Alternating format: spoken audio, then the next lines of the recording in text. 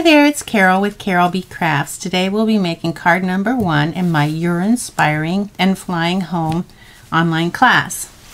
It's called You're Inspiring and Flying Home because those are the stamp sets that we use. We use the You're Inspiring stamp set and the Flying Home. Today we'll be using this beautiful daffodil stamp and Happy Easter and this little butterfly here from the Flying Home stamp set. Now the kit that you'll need, and there are 6 cards in this kit, class kit, and you can get the details on how you can get the class kits free with a $60 retail purchase. That's before shipping and tax, using the host code on my website www.carolbcrafts.com. Okay, so in our kit we have a thick Whisper White card base, and I'll have all the dimensions and supplies on my website, www.carolbcrafts.com. Just search You're Inspiring or Flying Home. Okay, so and in addition to our card base, we have Old Olive 4 1/8 by 5 3/8. And then we have 2 pieces of thick Whisper White, and it's important that they're thick Whisper White because we're going to be doing some stamping with our Memento ink and using our watercolor pencils. And these are a 1/4 sheet, which would be 4 1/4 by 5 1/2. So I give you 2, an extra one. Then for the outside, we have this framed piece of DSP, which is 4 by 5 1/4, and at the end of the video I will tag on a little instructional video on how to cut out the rectangle using your layering squares framelits. For the inside sentiment, we have a piece of Old Olive, which is 4 by 3 1/4, and then 2 pieces of regular Whisper White, which are 3 7/8 by 3 1/8. And I give you an extra one of those too in case you need it. Inside your envelope, you'll have 2 pieces of the 1/4 inch Old Olive ribbon. It's the sheer ribbon. I'll put the number on the screen. There's also be on my website. You actually have 2 pieces of 6 inch and 1 piece of 12 inch. You have an 8 inch piece of metallic thread, which is, it likes to get away from you, so be careful with that. And then inside your envelope you should have one of the little flower embellishments from the Petal Passion embellishments, and I'll put that on the screen as well. And then you have your envelope. So we'll get started by using our 2 pieces of the thick Whisper White 1/4 sheet, 4 1/4 by 5 1/2, and we'll do our stamping and our watercoloring. Okay, to do the image, the daffodil image, you'll need the Memento ink, or if you have the basic black archival ink, I've seen people use that. I've had good luck with the Memento, and this is what I use with my Stampin' blends, so I'm going to stick with that. I have the large image of the daffodil on an E block, and it fits nicely on the E block. Then I have the little butterfly image. It's actually the half butterfly, and it is on a D block, but I have it on a D block because I'm going to use the Stampin' and I always get good results with the D block and the Stampin' So you will need your Stampin' Here's I already have the little butterfly stamped.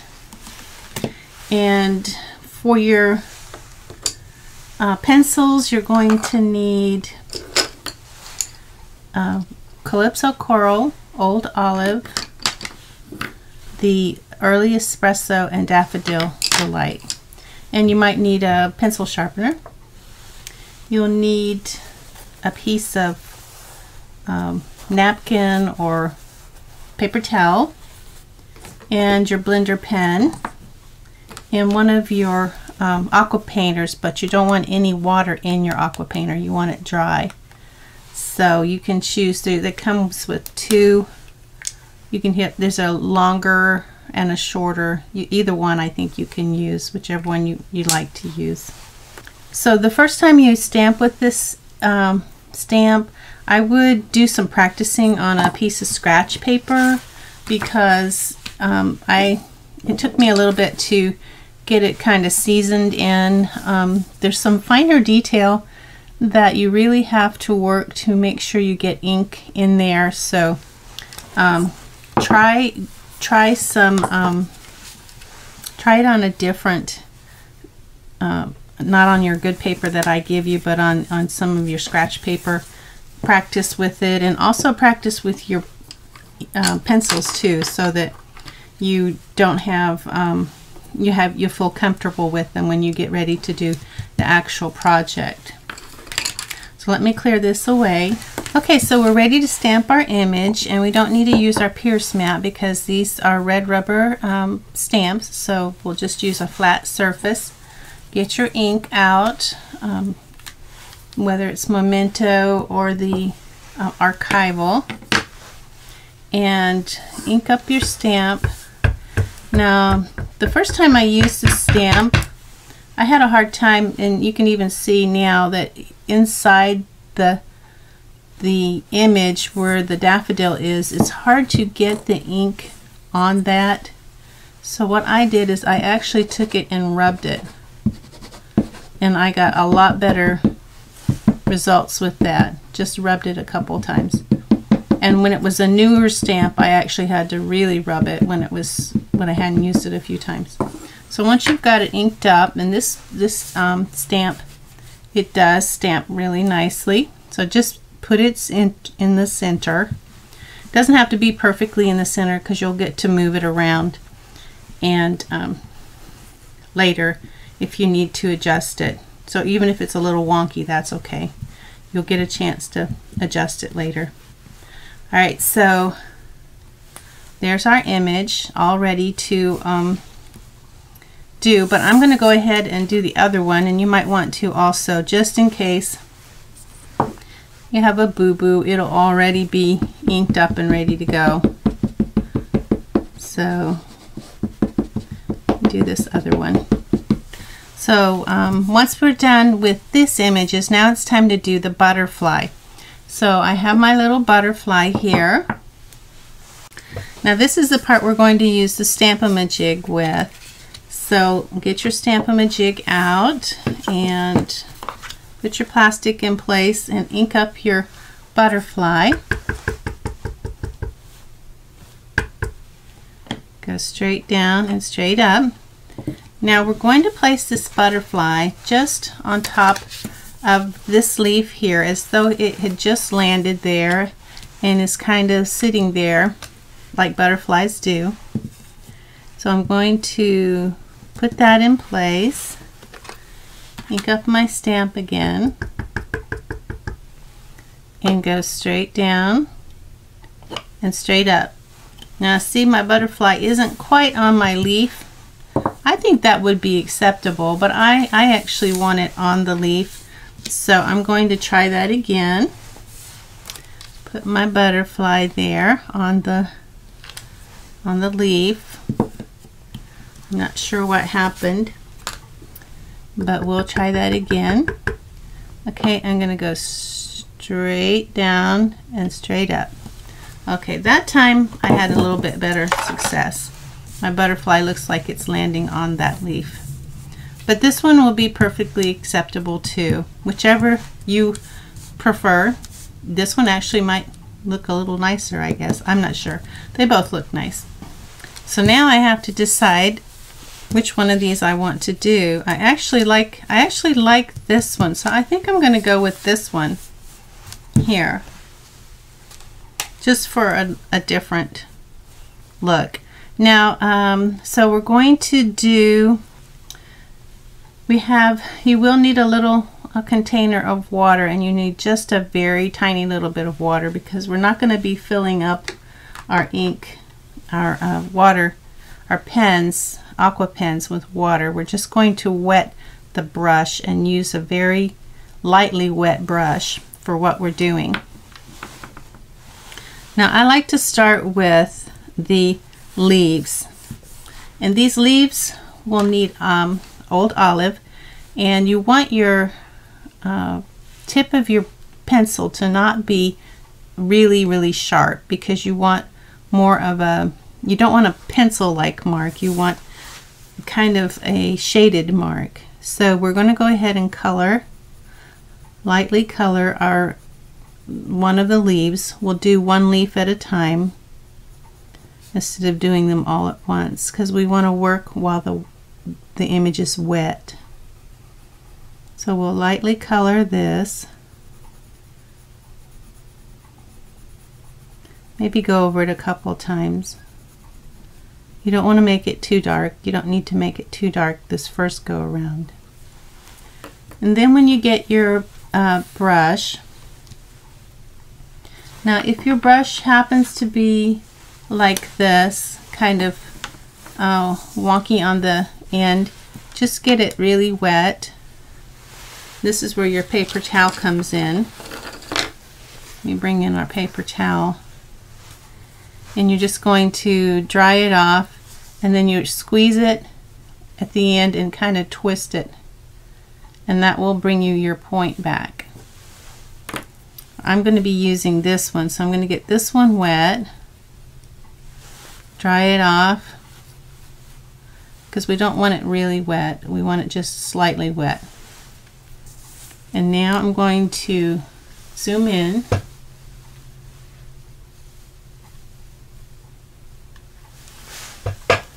And we'll see how this works. So right now I'm just getting the pencil wet so that it kind of runs and becomes more of a liquid looking image and not a colored image.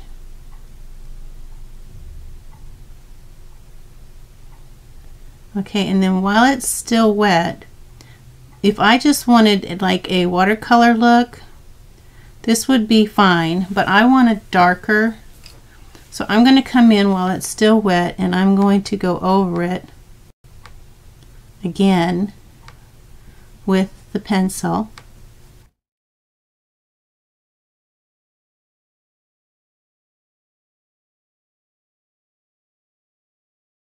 And then I'm going to come back in, and I'm not going to wet my brush again, and I'm just going to make that more of a liquid than a pencil.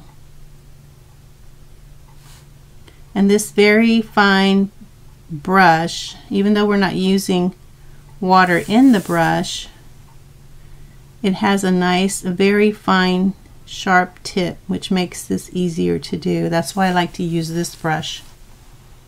Okay, so we have our first leaf done. Now we'll go over here to this next leaf, do the same thing. We're going to color it in, go over it a couple times.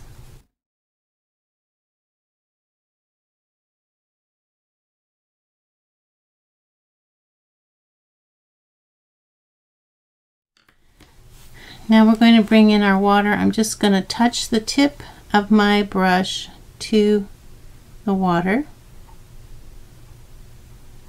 Bring this in and get this wet. And you can see the pencil reacting to the water. It gets more softer look and a glossier look.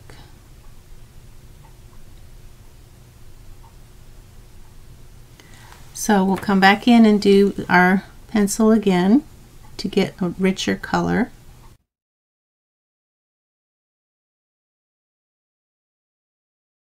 And then we'll hit it again with just a tiny little bit of water.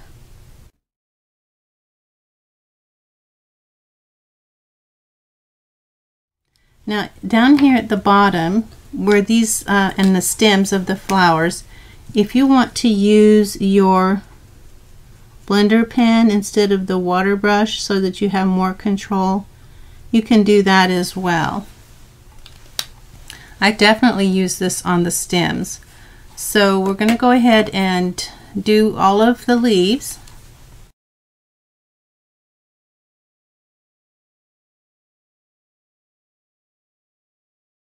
I'm using the blender pen for the stems here.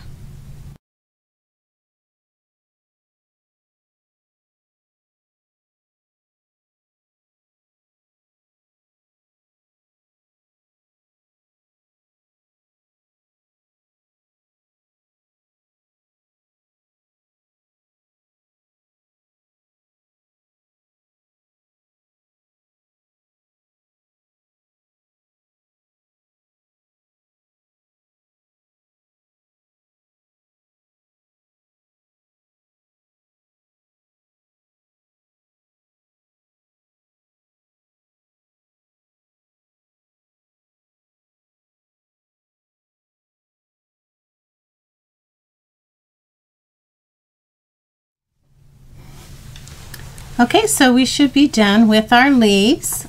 I'm going to clean off my brush here a little bit.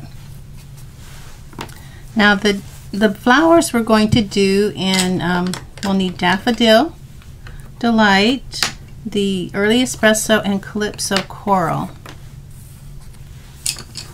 So we're going to start by laying down our Daffodil Delight. We're going to do one petal at a time.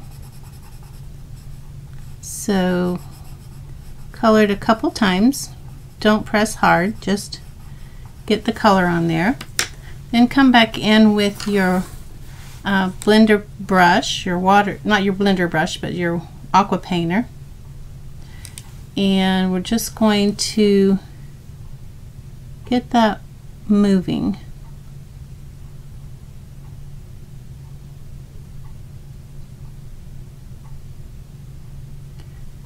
So again, if you were going for a watercolor look, this would probably be where you would stop, but we want a brighter look. So we're going to go back over this while it's still wet with our Daffodil Delight. And we're not going to press hard, we're just going to let the pencil do the work.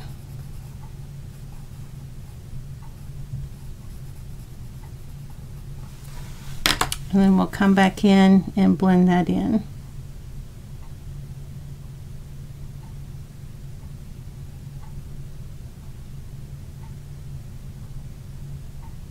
And then where it has the shading, we want to do just a little bit of the Calypso Coral.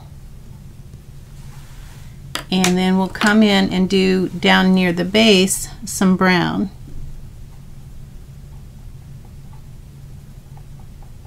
Like that, and that gives us our shading.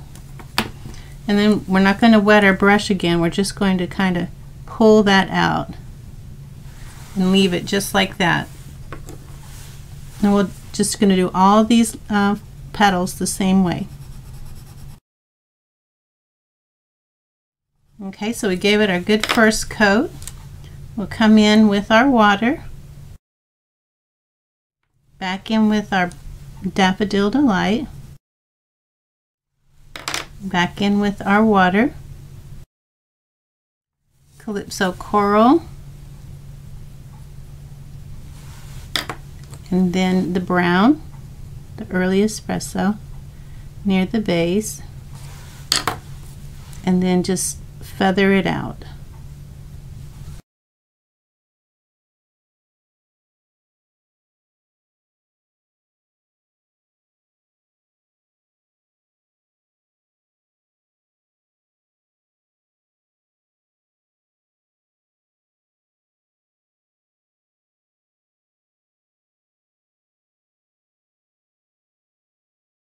Now to do the bell part of the flower, we're basically going to do the same thing. We'll do part of the flower first. We'll do this part, this half.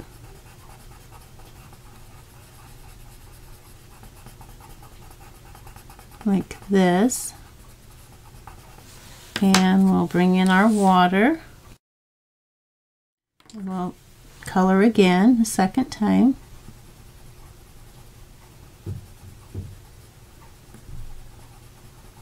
And bring in our water again.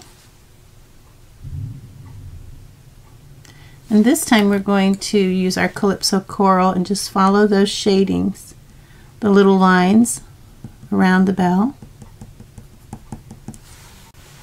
And then we're going to bring in our brown and go down towards the base of the bell here and down there.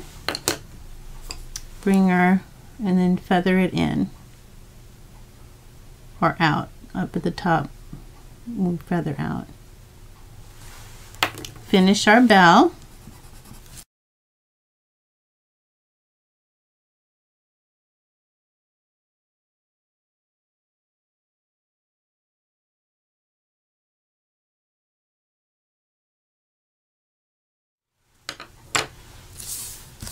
Okay, so we're done with our first daffodil. We'll do this daffodil the same way, and then we'll do this little bud. We're basically going to do it like this.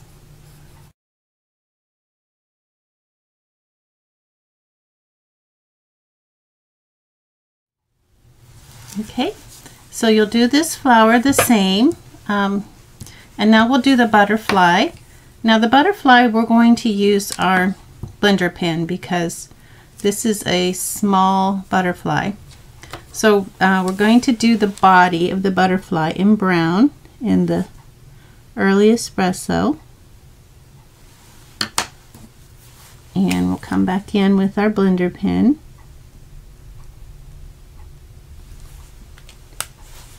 And if you want the body a little darker, you can go over it again with the blender pen, with the pencil. And then we're going to do yellow for the, so we do Daffodil Delight for the little, this part of the butterfly.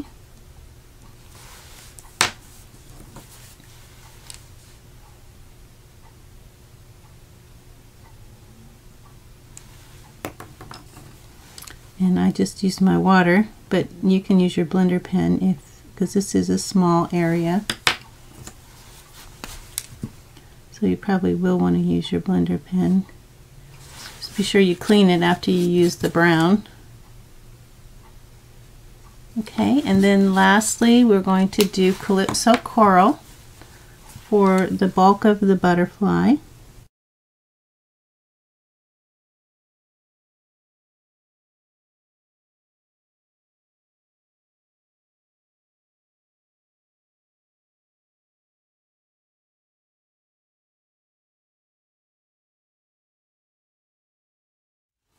Okay, so we have the butterfly done. Now I'm going to go ahead and do this flower. If you want to watch, you can watch, or you can fast forward ahead.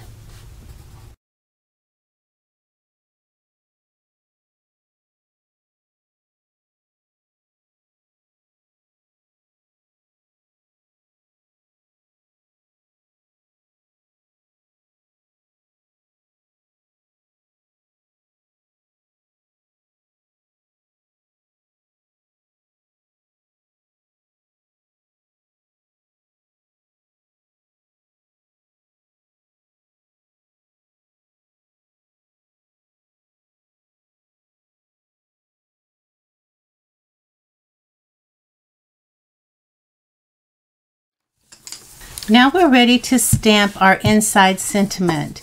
And inside sentiment is going to be whatever you want it to be. It could be Happy Mother's Day, or it could be Happy Easter. I'm going to use Happy Easter.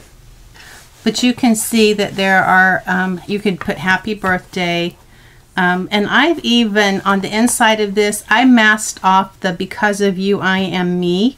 And I just did Happy Mother's Day. So if you wanted to do that, you could just mask off the Because of You, I Am Me, and then just stamp Mother's Day. We'll probably be doing that later. I can show you how to do that later in another video if you've never masked before. So, and I told you we would be using that butterfly. We will. We've already used that one, but we're also going to be using this one as well. So let me get that one out. I'm going to put it on a D block, and I'll need my Stampin' jig again as well. most likely. I'll put it in this corner here. Okay, so we're going to use our Stampin' jig. So we'll put some adhesive on the sides so it won't be in the way of our stamping. And we'll just kind of put that in the center like that. And I don't know if I have the Happy Easter stamp out. I don't. So let me get that. Replace this Happy Mother's Day stamp with the Happy Easter stamp. Get it going the right way. Okay. Now I'm going to use my Memento ink and my Stampin' jig. So I'll put those there, and here's my ink. Now, Happy Easter, I'm going to ink that up and go straight down and straight up. Now that will show me where it's going to stamp. And I want to have it so that it's straight. Okay, so I'm going to use this larger piece of Old Olive as a guide. And I'm going to put my Happy Easter just above that so I can kind of get it even and get it straight. And then once I'm happy with it, I can pull this away, holding it in place, and then replace it with my Stampin' jig. And then I'm going to ink up my stamp again. And go straight down and straight up. And then I have my Happy Easter. Now I'm going to do the butterfly. So I will go ahead and ink up the butterfly. I'm going to use this part of my Stampin' jig. And I want the butterfly kind of in this corner up here,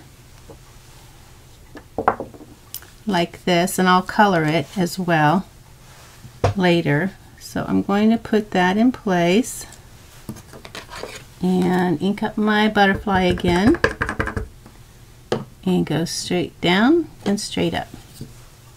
And then I'll color that butterfly. We'll color it just pretty much the way we colored the other one, with the Calypso Coral and the brown and the yellow. So for this one, I'm definitely going to use my blender pen to do my blending, and I'm just going to start by doing the little dots in the middle, and then I'm going to do the Calypso Coral,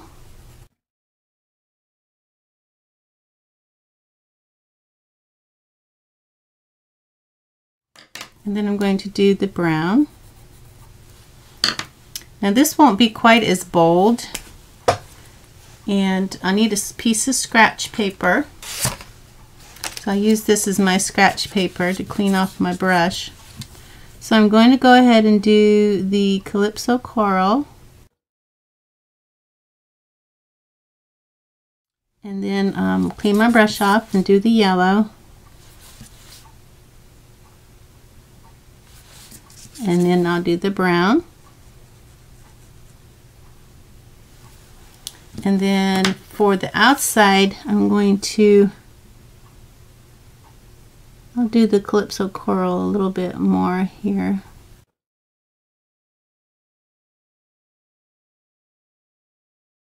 But I'm going to come in and make it darker by going over it again.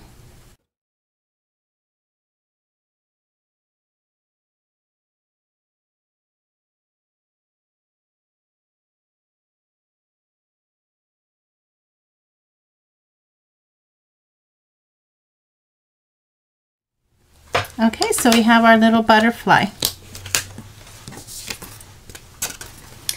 Okay, so we are ready to go ahead and put our card together. We have our inside sentiment. We'll go ahead and put that on the piece of Old Olive. And I'll use my little waxy strip from the mini glue dots to help me place this in place. It looks like there is a 1/16 of an inch all around the edge.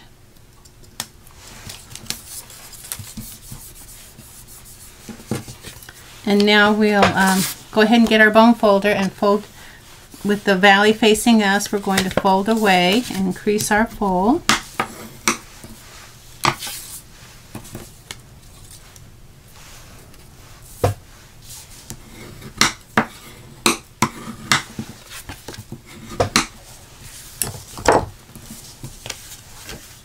And now for the outside, normally you would put this so that there's an equal amount of the old olive all around the edge, but I want to put it so that it's up in this top left hand corner and it is even with the old olive, with just 1/8 of an inch of old olive, the left, the right, and the bottom.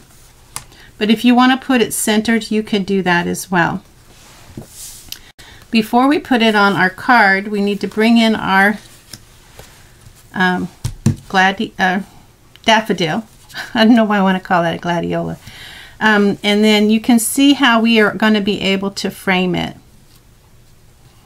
So we want to make sure that we get that in there, and we want it even so it looks spaced evenly. And so I think that's a good spot. Now I'm going to take a pencil, if I can find where I put it. Where did I put my pencil? Here it is. I'm going to gently mark, so I don't mark my cardstock, where this outline is. Okay, and that will show me where I need to cut. So it looks like I need to cut here and here, so I'll bring in my scissors. These are my gooey scissors, they'll do. And I'm going to cut on the inside of that line, just like this, because I have a little wiggle room, so it doesn't have to be exact. So now I know this is where I want it. And it doesn't look like I need to cut anything on this side, but I'm going to cut a little bit just because I don't want any problems when I go to, that's all I cut, so it shouldn't be a problem. So that looks good. Now we're going to use glue because glue lets us move around. It's more forgiving than our adhesive tape. I'm going to put little dots of glue about 1/8 of an inch from the edge. Not so big because we don't want it to run and then ooze over the sides when we put it into place.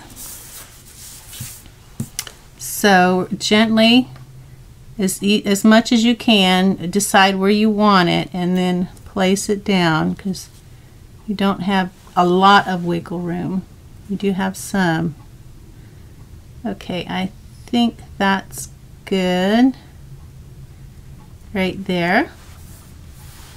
I'm going to go ahead and press it down.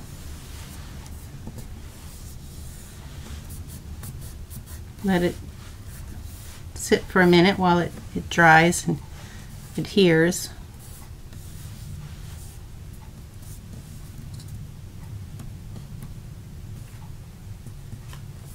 Okay, when I think it's dry enough, I'll bring it up.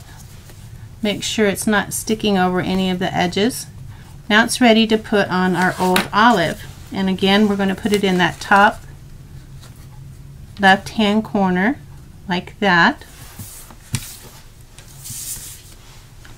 I'll use some snail for that.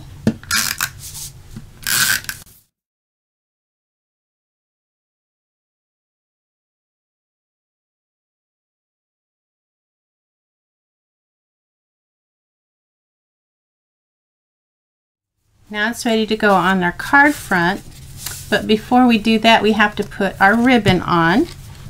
So we have 2 pieces of 6-inch ribbon. Those are going to go around the sides. So you're going to turn it over, and with your pencil you're going to measure 1 1/4 inch from the bottom of the old olive. So that's 1 1/4 and 1 1/4, and again that's where this grid paper comes in handy. So we're going to put about 1 1/2 inches of snail above that line. We're going to put this about 3/4 of an inch into that, bring it around and match it up to the other mark that we made just above that other mark. And then this one we're going to leave about not even 1/8 of an inch, about 1/16 of an inch in between. Bring it around and push it in that. So this is what we have. And you can move it around a little bit if you need to. Okay, now it's ready to go on our card front. And there's 1/16 of an inch all the way around.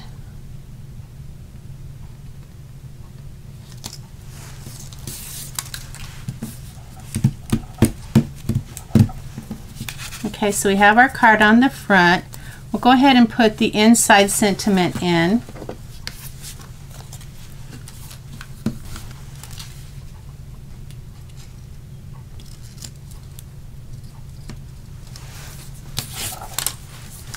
Okay, so we're ready to put on our little embellishment from our Petal Passions embellishment, and we have our 8-inch piece of metallic thread, silver, and 12 inches of the old olive 1/4 inch sheer ribbon.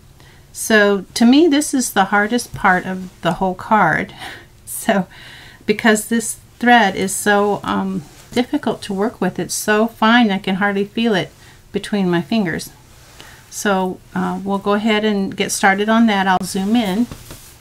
So the first thing we want to do is go ahead and find one of the ends and put it through one of these little petals, just like that, and even the ends up,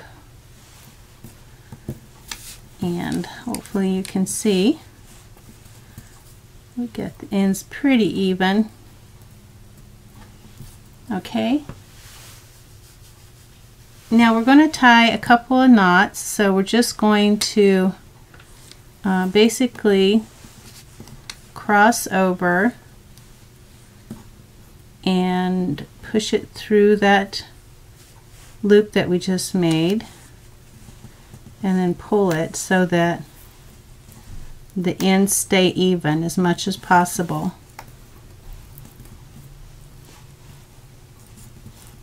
Okay, now we're going to do the same thing over again. Get our little cross over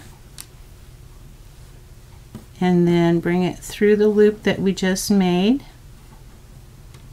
Hope my fingers aren't in the way. Basically we're crossing over, and then we're going to push it through the loop that we just made,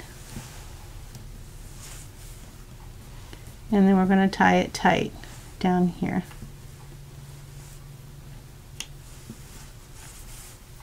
Not too tight, we don't want to break the thread. Okay, so now we're going to hold it up by the ends if we can. Oh, this thread is something else. Okay, so we're going to hold it up and we're going to decide which is front and back. So there's a little pearl in the front, and it'll have like its own little desire whether it's going to hang in the front or the back, and it's very important that you get it so that it's going to hang in the front. And when you do decide which is the back thread, you're going to take the back thread and put it underneath this first ribbon here, but not under the second. And I found it's easier if you work it over here to the edge and work it under well, normally it is, like that. It's easier to get through there. Okay, so now what we want to do, we don't want to tie knots like we just tied. We want to do it both strings together. So we're going to make a loop like that with both of the strings, and then we're going to push this through that loop, or put the strings through there. Maybe it's easy. I'm trying to do it so you can see it. Make sure they both go through that loop, and then we're going to work this loop down to the bottom near that, because it needs to be very close to the ribbon, otherwise our embellishment's going to hang too low. Okay, so that's a little bit low, so we can tie another one a little lower. So there's my knot. I'm going to go underneath that knot and push those two little pieces of thread through that loop again, maybe. And this time, whoops, I lost my place. Okay, let's try that again. Going to go underneath, below that knot. That's why I said this is the hardest part. Below that knot, and then bring him below the knot and bring him through the loop. If you have an easier way to do this, by all means do it. It's just, this thread is just so fine, you can hardly even feel it with your fingers. Okay, I have my knot, my loop now. Going to work my loop down here, and that's just going to have to do. I am not going to fight with this all day. So I've done two, and that should hold it in place. So I'm just going to trim it right above the knot like that. Now I'm ready to put my bow in place. Okay, so we're going to do the ribbon now. And take your finger and straighten it out as much as you can, like that. So you're going to take one end and push it down on this side of the embellishment. Bring this side up, and you're going to loop this with the tail facing you. Then you're going to bring this around. Now normally you would just push this through like right there, but I'm going to have you do one other thing. I'm going to have you go underneath, take this, go underneath this. Try to keep the ribbon flat too. It doesn't want to stay flat, but try to keep it flat if you can. Okay, so I'm going to bring it underneath, and then I'm going to push it through like that. And I'm going to play with it till I get it to where I want it.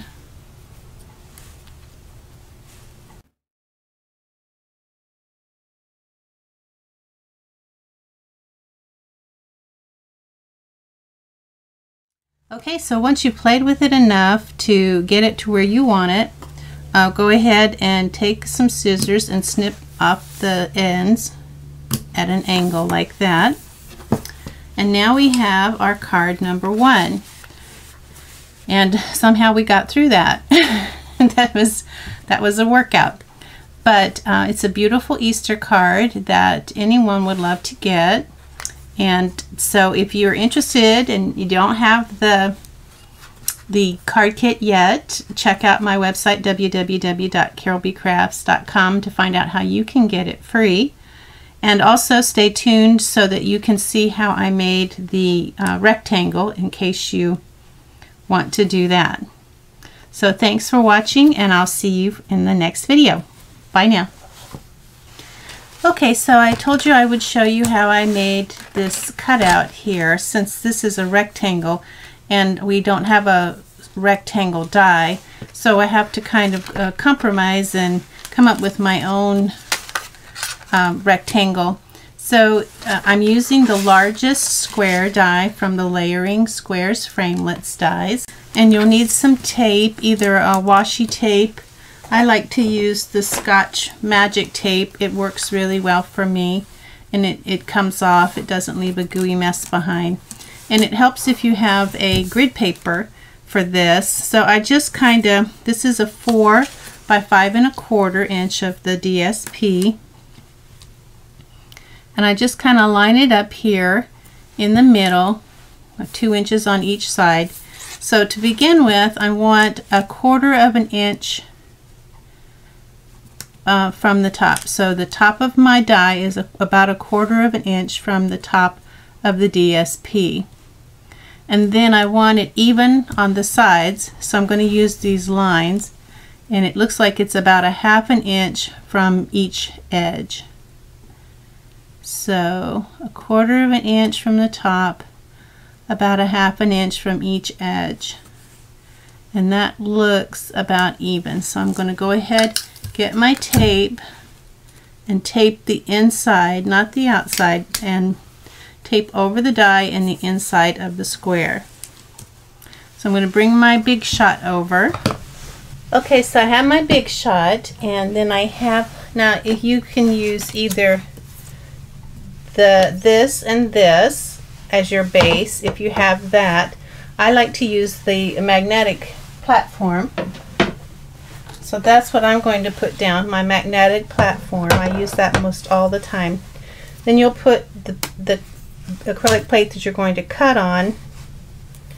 Then you'll put your piece of DSP there, and then another acrylic plate on top, and then you'll just run it through just like you normally would. Okay, so I'm going to move my Big Shot for just a second. So now we have a square, which is, that's nice, but we want a rectangle. So we're going to go ahead and remove this square here, and make sure I got the tape off. And then now if you look at the back, there's a little rim around the die, and your cut is within that rim. If you put it back in place, you'll feel that rim all the way around. You're going to use that rim as your guide. So you'll turn this over. Again, I'm going to use my grid paper. Now I want to move this down till about 2/3, and it doesn't have to be exact, about 2/3 of an inch from the top of this die to the top of this DSP here. That's about how much I want to cut to get my rectangle. So I'm going to get my paper. Now I can kind of feel that my I'm pushing this right and left, and I can feel that that track is still in place, because that's very important. So when you turn it over, you want to make sure you can feel that track, and that way you're going to get a nice clean cut. So once you have it so that you know you can feel that track and it's not going to cut into the paper, you can flip it over like that, put it back on your platform, put this back over it, and I'll run it through the Big Shot again, just like this. Okay, and then we take off this, we have our rectangle. Now you can make that rectangle as big or as you want using that same technique. It's just important that you keep that track in place so that when you move it down, it doesn't get moved enough so that you get like you don't have a nice smooth edge here on the edge. Okay, so that's how I made the frame for the daffodil.